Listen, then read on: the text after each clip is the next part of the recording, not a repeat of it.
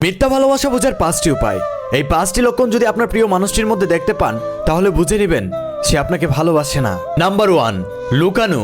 সে আপনার কাছে ভালো মন্দ সবকিছু লুকাবে, কোনো কিছু শেয়ার করবে না। সে সবসময় আপনার কাছ থেকে দূরে থাকার চেষ্টা করবে।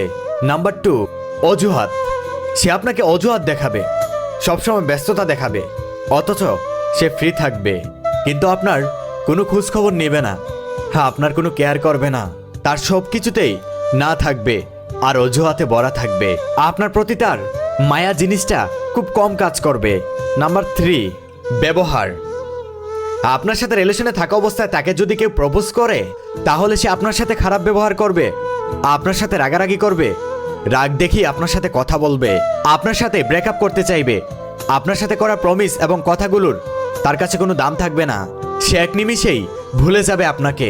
নাম্বার 4, সে আপনাকে সবার সামনে ছোট করবে যদি আপনার কোনো বিষয় তার কাছে ভালো না লাগে, এবং সে চিল্লাচিল্লি করবে আপনাকে ছোট করার জন্য, অপমান করার জন্য।